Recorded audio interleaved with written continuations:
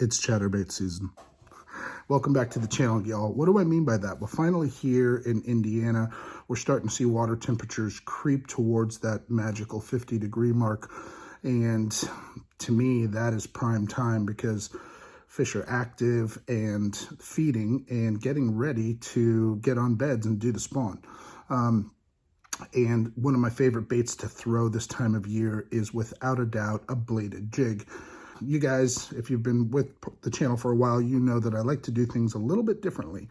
I don't like to throw the same things that everybody else is throwing. Everybody and their mother is throwing a chatterbait, a bladed jig, vibrating jig, whatever you want to call it. So I like to be a little bit different. So I want to just show you guys a little bit of what I'm talking about. Now, if you guys have been with the channel for a little bit, then you saw a video that I did about these, the Queen Tackle Switchblades. I'm going to be utilizing those this season, and I already have, right? I've got some like on a 6 sensitive braid swim jig, or I've got some on dirty jigs.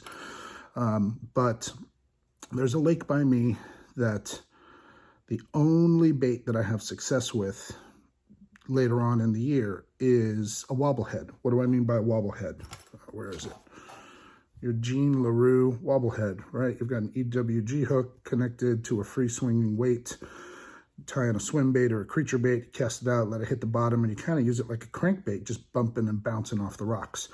Well, I want to know if I can put one of those Queen Tackle Switchblades on this. So I don't need a lot for this. I need my Queen Tackle Switchblade. I need my wobblehead jig. I'm hoping that by the time I put this on this and get it underwater, that this blade chatters against this head. But I want to show you guys how easy this really is. Check this out. All right, so this Queen Tackle Switchblade has two little pins. It has a rod, and then it has these two little pins, or two little metal folds, I guess you could say. And these little metal folds hold this rod in place. So all you have to do is open these guys up.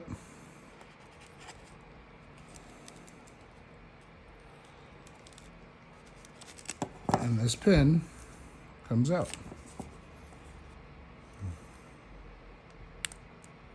Just like that. Just make sure that you're putting it on the right way. So the side with the pin is the side where your jig head goes. I like to grab that guy right there. Like to grab my jig head. Go ahead and feed that rod through the eye. And now we just got to line her back up.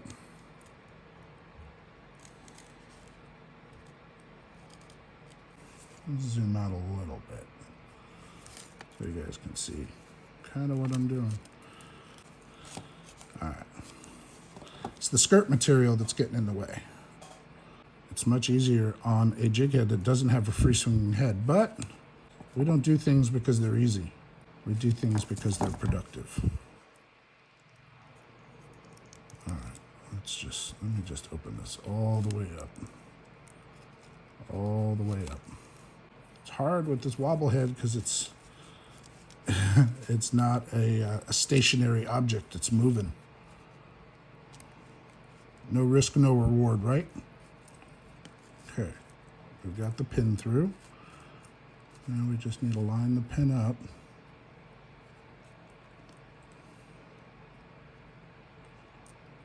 Get this dang skirt out of my way. You know what?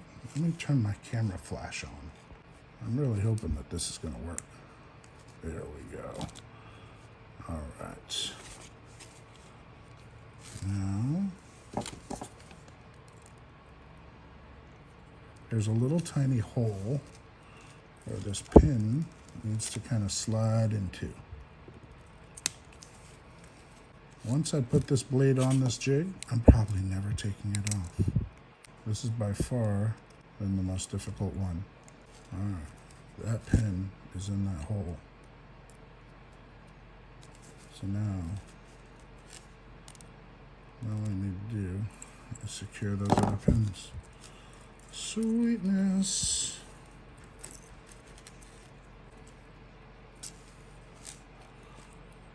there we go. Now we just pray and hope that that chatters on the lift and drop. And if it doesn't, then we learn our lesson. But that's going to be a pretty unique chatterbait.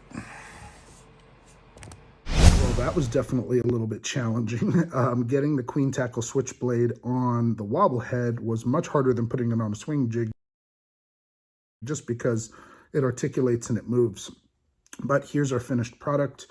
I think that's going to do a really good job representing, mimicking some big old gizzard shads that are inside that lake.